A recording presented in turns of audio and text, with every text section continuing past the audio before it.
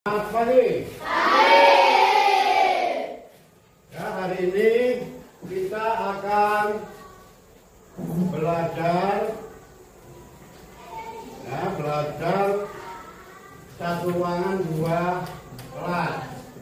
Jadi kelas 4 hari ini belajar di ruangan kelas 5 karena guru kelas 4-nya bagi berhalangan hadir ya. Nah, untuk memulai pembelajaran hari ini, ketua kelas memimpin berdoa. Silakan. Sebelum belajar, kita berdoa menurut agama dan masing-masing. Berdoa dimulai.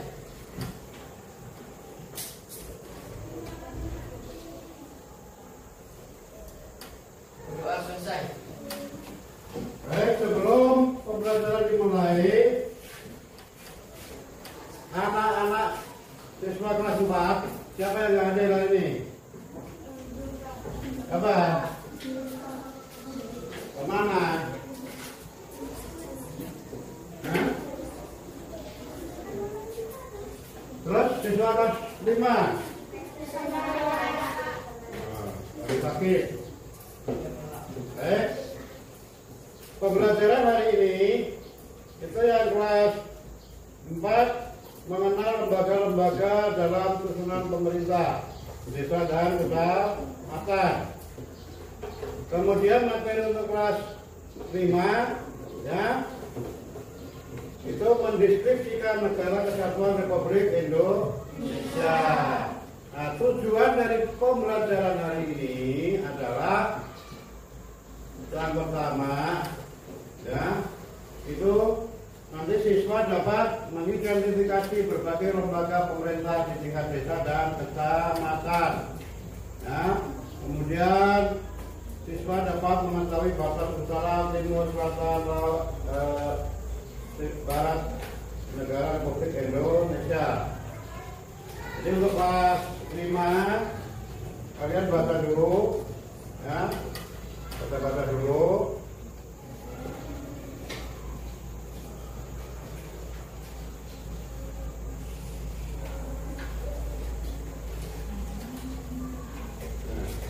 Kelompok baca dulu bareng-bareng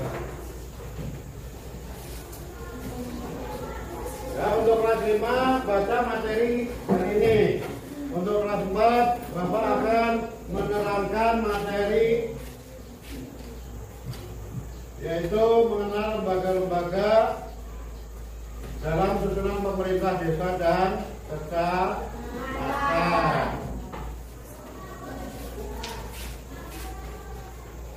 Nah, perhatikan tulisan di depan. Perhatikan ya, dibaca.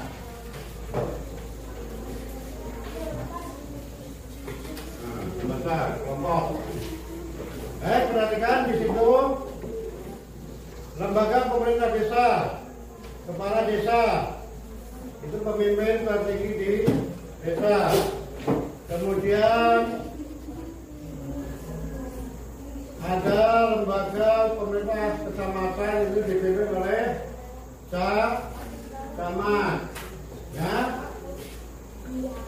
Nah, pemerintah desa itu fungsinya atau perannya adalah menyelenggarakan pemerintahan, memberikan pelayanan publik dan mengembangkan wilayah desa.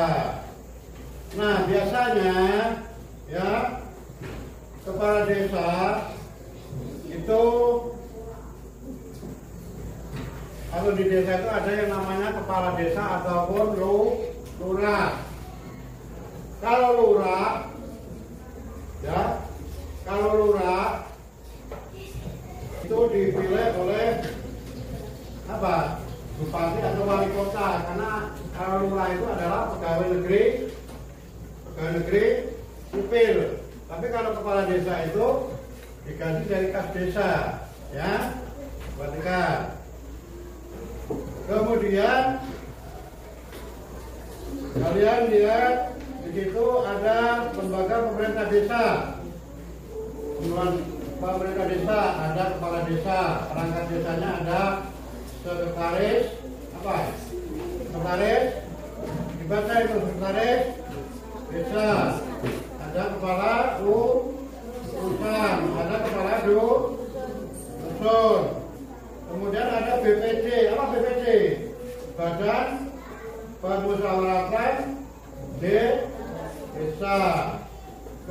Kemudian di kecamatan ada Pak Camat atau Bu Camat, Pak ya. Istilahnya camat. Itu pemimpin tertinggi di kecamatan. Kemudian dibuka halaman selanjutnya itu, nah itu contoh lembaga-lembaga kemasyarakatan. Jadi ada LPMD, LPMK, ya, ada tim penggerak PKK. Baik, untuk kelas 4 sudah dibaca tadi, sudah paham materinya. Nah, kalau sudah sekarang diskusikan. Nih. Satu kelompok 4 sampai 5 orang ya, diskusikan bareng-bareng. Tuh. Didiskusikan. Kemudian untuk kelas 5 sudah dibaca. Pak. Nah, kalau kalian sudah baca, sekarang kalian diskusikan soal-soal. Nah, ini yang harus didiskusikan. Tuh. Tulis nama kelompoknya. Ya, kerjakan. Diskusi itu kerja kelompok bareng-bareng.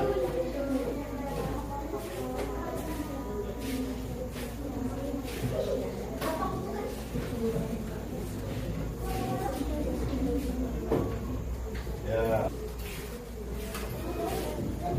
Untuk kelas 4 sudah selesai. Nah, sudah. Nah, kelompok coba. Nah, ini. Kelompoknya kelas 4, kelompoknya Yundri, maju ke depan. Dibaca. Hasil diskusinya. Ya, nomor 1 nih. Ya. Ya, maju. Dibaca. Ini. Yang lain dengarkan. Nomor 1. Nomor 1. Ya. Ya. Lanjutkan. Mengapa kepala desa dipilih oleh warga sedangkan guru diangkat oleh bupati atau wali kota? Jawabannya. Kepala desa tidak termasuk pegawai negeri sipil atau PNS karena itulah kepala desa digaji oleh kas desa. Ya, tepuk tangan.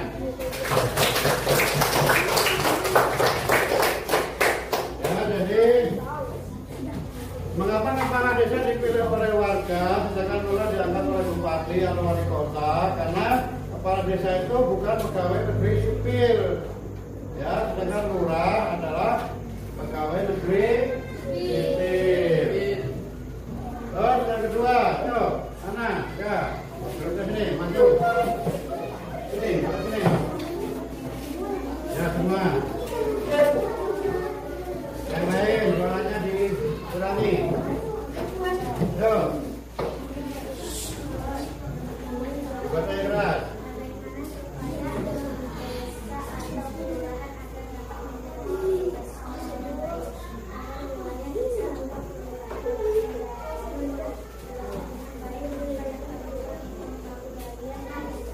Ya, tepuk tangan.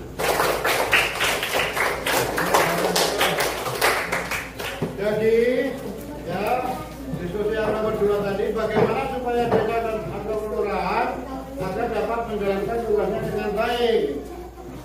Nah, tadi jawabannya adalah agar wilayah atau kelurahan dapat menjalankan tugas dengan baik, maka perlu diperlukan pembagian tugas. Sekarang kelas 5. Selesai sudah, ayo maju. Maju. Nomor 1. Nah, dibaca bareng-bareng ya, jangan satu-satu.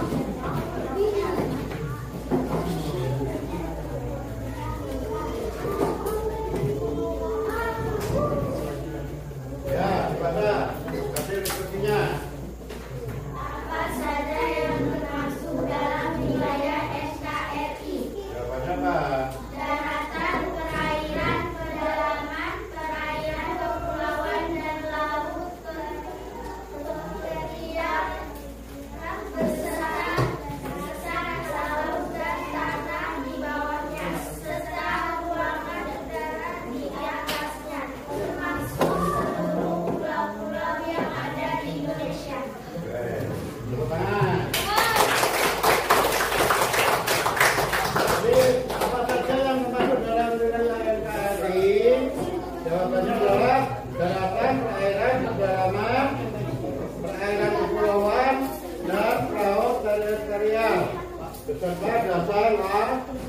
pautnya. Nah sekarang ya kelompok 2. Ya kelompok 2. Yuk. Pak Roman ada Pak Roman. Nah. Ini maju. Dicoba. Diskusi nomor 2. Mengapa penting untuk memahami batas NKRI? Baca bareng-bareng ya. Yo, nomor 1, nomor 2. Nomor 2. Mengapa penting untuk memahami batas wilayah NKRI? Untuk menjaga kedaulatan negara, mengatur pengelolaan sumber daya alam dan mencegah konflik perbatasan dengan negara lain. Tepuk tangan. Ya, jadi mengapa penting untuk memahami batas wilayah NKRI? Karena jawabannya tadi untuk menjaga kedaulatan negara, mengatur pengelolaan sumber daya alam dan mencegah konflik perbatasan dengan negara lain.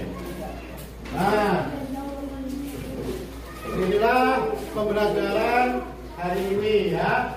Pembelajaran hari ini semoga kalian bisa mendapatkan atau memanfaatkan materi yang telah disampaikan. Sebelum pembelajaran diakhiri, ketua kelasnya memimpin berdoa untuk